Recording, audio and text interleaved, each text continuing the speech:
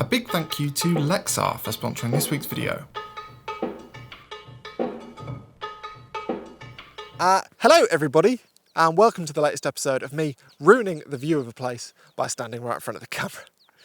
Yeah, also I'm having to hold my microphone today because I can't find a way to attach it to my t-shirt, which is a bit ridiculous. It's taken me 15 minutes so far and I've got nowhere. I've done this hundreds of times, I don't know why I'm struggling today, but I'm just going to hold it for the time being.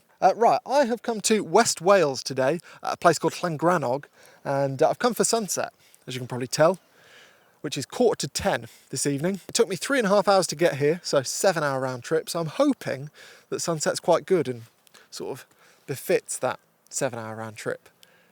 I suppose we'll see. Also, I'm a bit of a mess today. On top of not being able to fit my microphone, I forgot to download any podcasts before I left. And the journey from my house to here is sort of through all the mountains where I didn't have any signal or radio service. So I just had my thoughts for 3.5 hours, which was a bit scary actually. I honestly thought that the not being able to attach the microphone to my t-shirt was going to be the worst audio problem I had that day. But it turns out all the other clips I recorded that day didn't have any audio at all. I don't know what I did. I don't know if I disconnected the microphone, turned it off. I don't know what happened. But basically I drove 7 hours that day for no video. Got some alright photos, I think. And I got to scope out the location, but I'll be going back there, maybe in slightly different conditions to hopefully record a video with sound. But yeah, I spent 3.5 hours driving home thinking I had a video and I didn't. So a couple of days later, I went out for another go.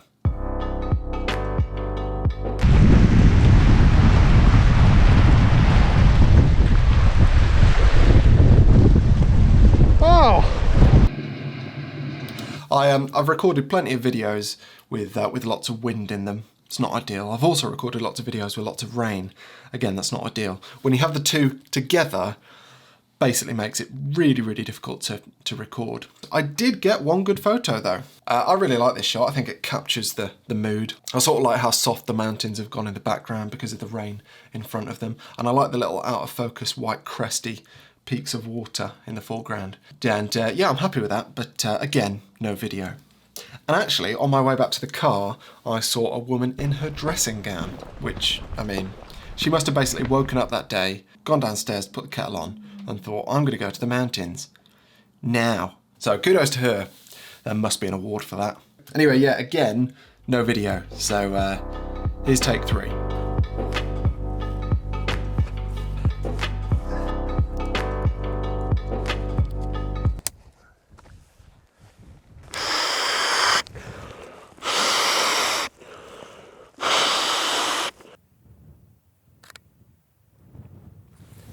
Well, hello everybody, and welcome back to Snowdonia, where we've got some light. As I was setting up the tent, I was starting to think that it might be a bit of a waste of time because conditions weren't looking particularly favourable, and the morning's not either, really. So that's a shame. But never mind. I have chili con carne for my dinner, so silver lining. I don't know that it's really dinner time yet, but I'm here on my own, so no one's going to tell me off if I eat it now. More of a drone shot that really, I think, where you can get the full ribbon of the road down Penny Pass. But I don't know if it's a bit windy for my new DJI Mavic 3 Pro, whatever it's called.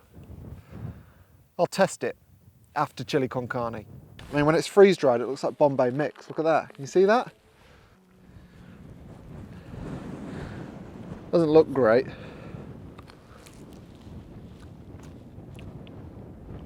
But it tastes very nice. Oh yes. I don't need light. I've got chili. Right, well, dinner was a raging success. I only spilled about 10% of it on myself, and it was delicious, so thumbs up. Anyway, as you can see, I've put my GoPro on so that I can show you a bit more of my surroundings rather than just continuing to talk about my dinner.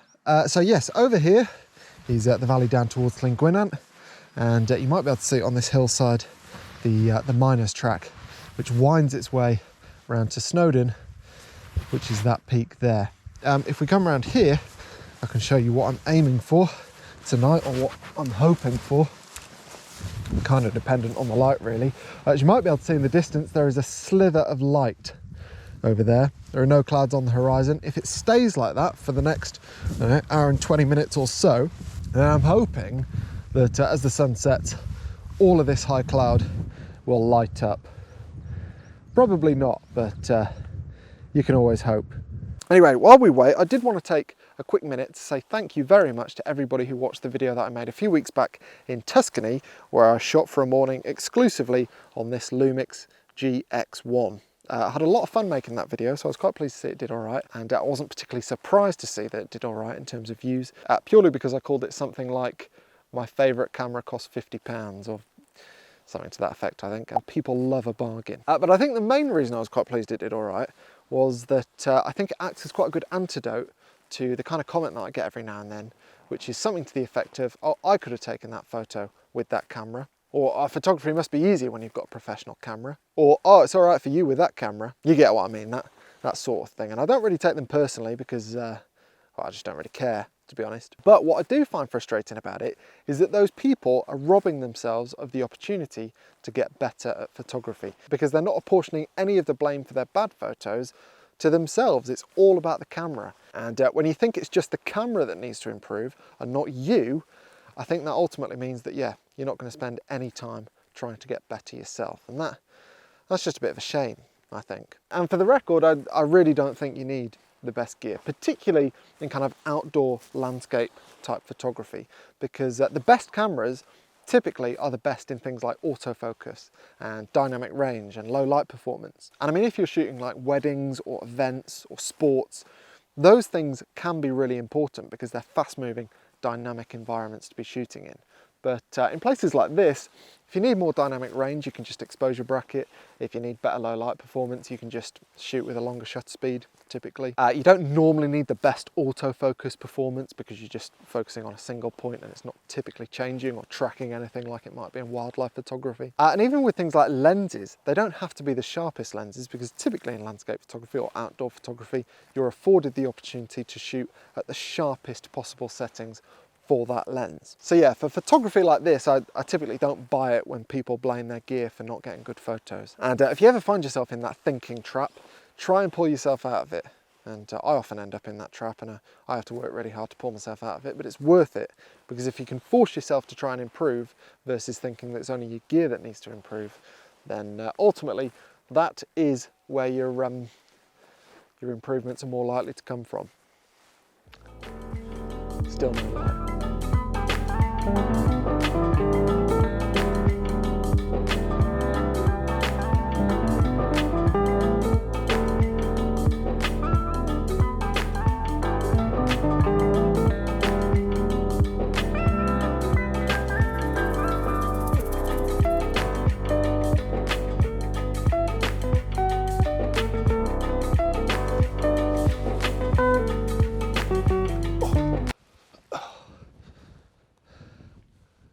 Oh dear. Well, it's 4:40, 15 minutes till sunrise, and there's definitely not going to be one. I think there's a very strong possibility I'm going to get soaked this morning. Moody! There are, I think, some absolutely epic photos to be had here. I'm just not sure they're going to appear this morning. I mean, it's moody, but it's like a high cloud mood that's a bit meh. Can you imagine an inversion here, how epic that would look? I've sort of seen one here before, but it wasn't anywhere near as good as I think it can be.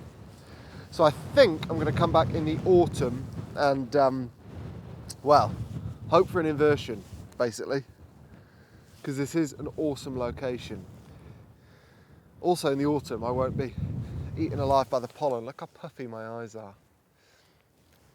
So that's fun. Back to the office.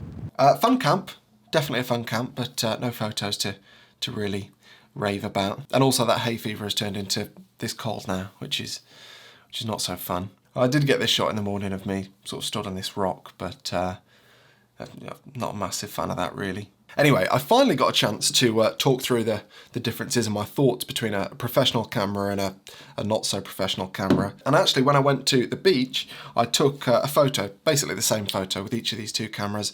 And on YouTube with low resolution, I don't think you can tell the difference between them.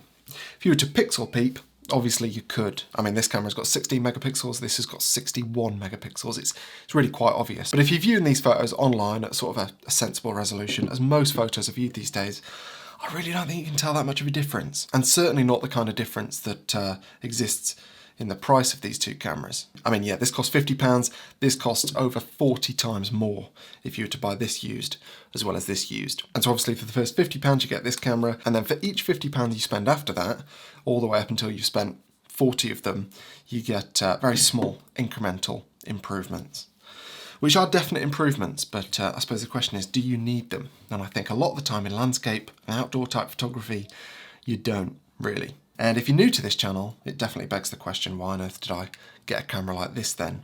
And video is the answer. I switched to Sony primarily for video in the video autofocus. It's very reliable. And when I've done that, I thought I might as well shoot my stills on Sony as well. So that's what I do. And also in conditions like that, it helps to have weather sealing, which this camera definitely doesn't have. And I do like the extra resolution. But those two things, resolution and weather sealing, they're not necessarily conducive to professional versus non-professional. I mean, lots of phones now have decent weather sealing and lots of resolution. So yeah, it's normally autofocus, dynamic range, noise performance that is the thing that you pay for. Anyway, I'm rambling now. Pleased I had a chance to get this off my chest. I'm going to go for a sleep to try and get rid of this cold. And big thank you for watching, and also a big thank you to the sponsor of this week's video, Lexar, and their 2000X cards. Been raving about the autofocus. Is that focusing? So these are available in capacities from 32GB all the way up to 256GB. They've got read speeds of up to 300 megabytes a second, write speeds of up to 260 megabytes a second. They are super fast, super reliable, and I love them. Now, when I'm shooting in conditions like that, I know that I don't have to worry about them too much because they're temperature proof, shock proof, vibration proof. They're pretty tough. Also, they are UHS 2 cards, as you can see there from the 2 rows of pins. Again, please don't show me up, is that in focus? But they are UHS 1 backwards compatible, so you don't need a UHS 2 camera or card slot to make use of them. Yeah, so a big thank you to Lexar. I've put a link to Amazon Prime Day in the description, which I believe is the 12th and 13th of July. So hopefully there'll be some decent deals for these cards on those days there. And no, I don't know why Prime Day is now 2 days. Anyway, yes, thank you for watching. Hopefully next time I won't have this cold. That's what you get though for going out in conditions like that, I think. Yeah.